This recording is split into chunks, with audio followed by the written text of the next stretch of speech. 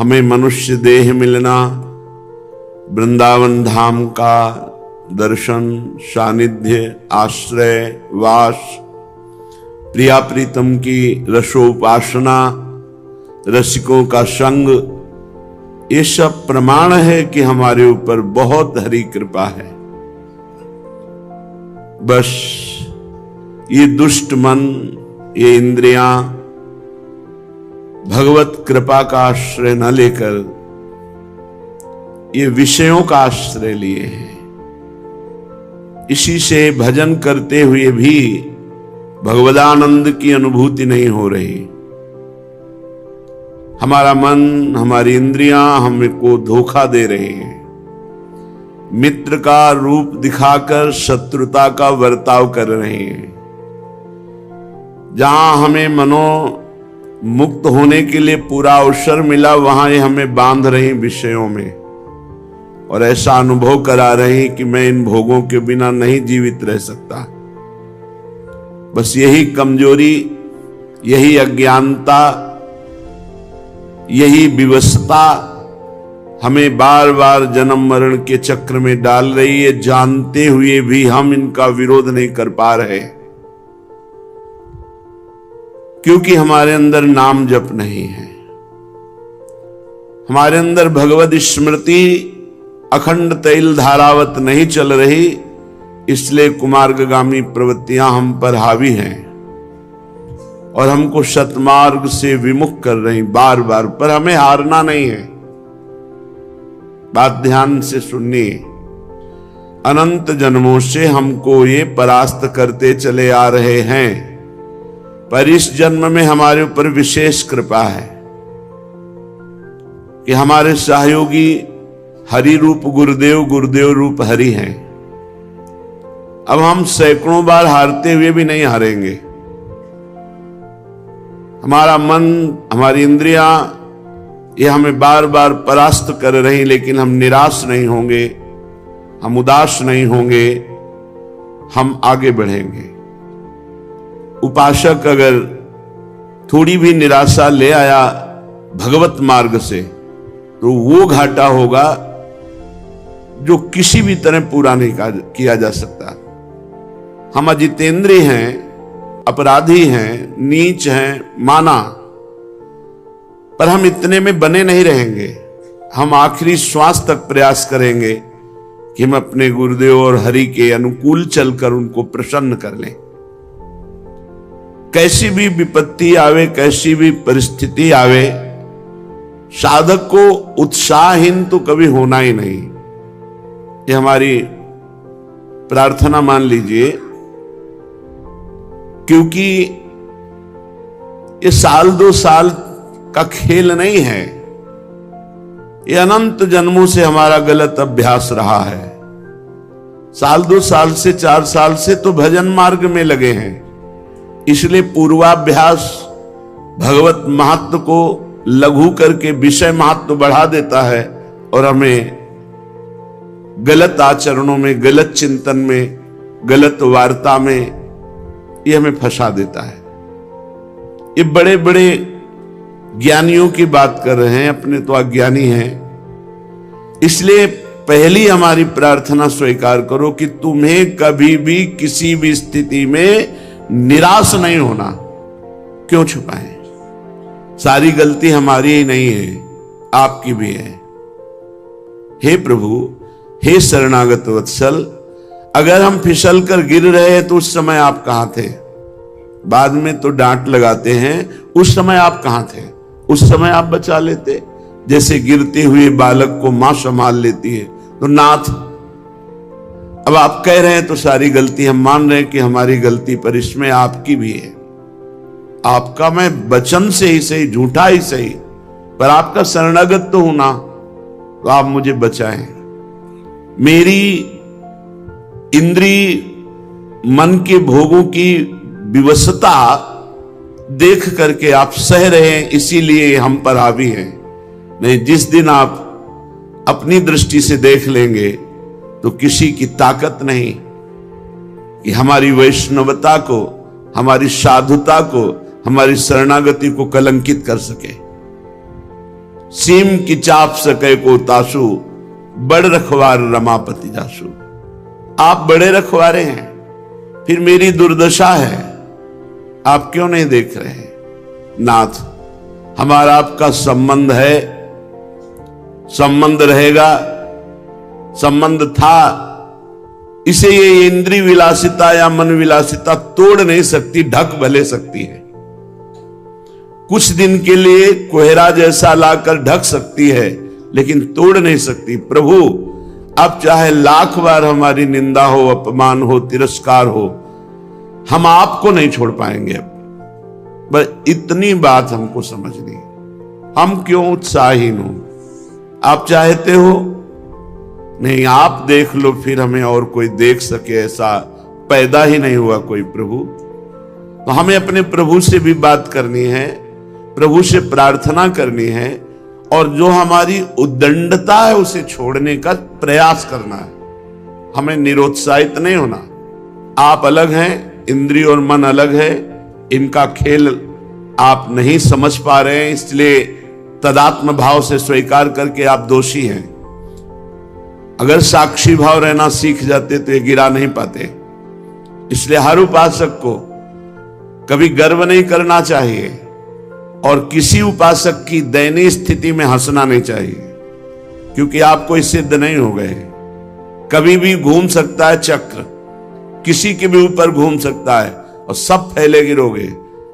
बचा सकते हैं तो प्रभु बचा सकते हैं, और प्रभु उसे बचाते हैं जो दूसरे पर दया करता है, जो दयनीय स्थिति में भी उसको सहयोग करता है। आप उठो, आप भगवत मार्ग में चलो। ऐसा हजारों बार हुआ है, बड़े बड़े साधकों के साथ हुआ है, और वो भगवत प्राप्त हुए हैं। इसलिए उपासक निरुत्साहित कभी ना हो। श्रीपाद प्रबोधानंद जी कह रहे हैं, हे वृंदाटवी मातु, हा वृंदा कानन धीशो, श्री राधा मुरलीधरो किम स्वापराधैरुपेक्ष एवैषः। हे वृंदाटवी मां, हे वृंदावनाधीश्वर श्री राधा माधव, मैं कैसे आपसे प्रार्थना करूं? बड़ा अपराध करने वाला हूं, पर इतना मुझे पता है कि आप हमारी उपेक्षा नहीं करेंगे। ये बात मैं कैसे आपसे प्रार्थना करूं? बड़ा अपराधी हूं, नीच हूं, पर मुझे इतना भी पता है कि मुझ अपराधी नीच की आप उपेक्षा नहीं कर सकते। और सच्ची मानिए, आप इष्ट और गुरु के स्वभाव और हृदय को नहीं जानते। हमें पता है कि अपराधी हूं, पर इतना भी पता है आपके स्वभाव का कि आप उपेक्षा नहीं कर सकते। उमा राम स्वभाव जे ही जाना, ताहि भजन तजी भाव नाना। हे उमा, जिसने भगवान के स्वभाव को जान लिया, उसे भजन छोड़कर फिर और कुछ अच्छा नहीं लगता। उषितम वृंदारण्ये कति दिनान्युदितम च नाम राधेति, केवल में तन्मंबल मपार नरके स्वकर्मणा विशतः। वैसे तो मैं अपने कर्म के अनुसार सीधे नरक जाने वाला पूरा का पूरा व्यवस्था कर ली, पूरा नरक जाने वाला विधान पक्का कर लिया। ऐसे हमने पाप किए, पर मुझे दो बातें मिल गई, श्री वृंदावन धाम का वास और राधा नाम। उषितम वृंदारण्ये कति दिनान्युदितम च नाम राधेति, राधा इति, राधा राधा राधा। वैसे तो मैं नरक जाने का पूरा विधान कर लिया था, इससे पाप किए।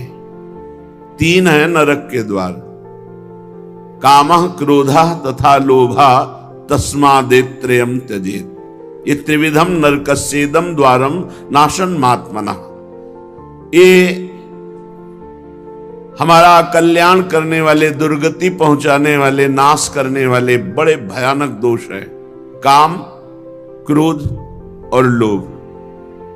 वैसे तो हमने इन को मित्र मानकर इनके अनुकूल चल करके नरक का रास्ता पक्का कर लिया था, पर गुरु कृपा से दो बात मिल गई, वृंदावन धाम का आश्रयवास और राधा नाम जपने को। ये बहुत बड़ी बात है। भाव ये है कि कितना भी नारकी पुरुष अपराधी पुरुष हो, वृंदावन का आश्रय ले ले, वास स्वीकार करे और नाम जप करे राधा राधा राधा, तो परम पद का अधिकारी हो जाएगा। अपिचेत सुदुराचारो भजते माम अनन्य भाग साधुर्यु समंतव्य सम्यक व्यवसिता है सा। भगवान कहते हैं सांगो पांग दुराचार करने वाला नीच पुरुष हो, पर उसने ये मन में ठान लिया कि भगवान के सिवा मेरा कोई उद्धार नहीं कर सकता, मेरी शरण में हो गया, बस मैं उसे साधु बनाऊंगा। क्षिप्रम भवति धर्मात्मा, मैं बड़ी जल्दी उसे महात्मा बनाऊंगा, धर्मात्मा बना दूंगा। इसलिए उपासक को निराश होने की जरूरत नहीं। एक बार धोबिया पछाड़ अगर हमें माया ने गिरा दिया तो हम भी अगली बार तैयारी करेंगे, फिर हार गए तो फिर तैयारी करेंगे, 1000 बार हार जाएंगे तो 1000 बार तैयारी करेंगे। इसमें ऐसा नहीं है इस मार्ग में, अरे ये अमुक ऐसा, अमुक तो अपने हृदय को देखो, वृंदावन को साक्षी करके अपने हृदय को देखो। भाई किसी का दोष देखकर हमको उपहास नहीं करना, वही दोष भरपूर हमारे अंदर है। ये तो गुरु कृपा हरि कृपा से जैसे बांध पानी को रोक दे, ऐसे हमारी इंद्रिय मन को गुरु कृपा हरि कृपा रोके हुए है। नहीं तो अगर फैल जाए तो फिर अभी देख लो, बुरी से बुरी स्थिति हमारी हो जाए। हमें उपहास नहीं करना, किसी को हे नहीं देखना, सबके चरणों की वंदना करना और सबके प्रति अपने भजन का फल देना। कोई गिर रहा है तो हम 4 माला उसके नाम की और करके उसको दे, भाई तेरी बुद्धि शुद्ध हो तो भगवान को प्राप्त हो, आगे बढ़ो, तो वो लौट करके आपकी बुद्धि शुद्ध करके भगवान की प्राप्ति करा देगा। अहा विगर्हित कर्मण आस्ताम यत्तन्ममाति मूढ़स्य नैव जहाति तु वृंदा विपिनम नैवत्र नाम राधाया। कैसे महापुरुषों का हृदय है। कह रहे मैं दुष्ट कर्मकारी, अहा विगर्हित कर्मण आस्ताम यत्तन ममाति मूढ़स्य, हमारी बुद्धि भी बड़ी मूर्ख है। नैव जहाति तु वृंदा विपिनम, किंतु मैं वृंदावन नहीं छोड़ सकता। माना मैं दुष्ट कर्म करने वाला हूं, मेरी बुद्धि मूर्ख है, पर इतनी मूर्ख नहीं कि वृंदावन को छोड़ दूं। वृंदावन को नहीं छोड़ने वाला और राधा नाम को नहीं छोड़ने वाला।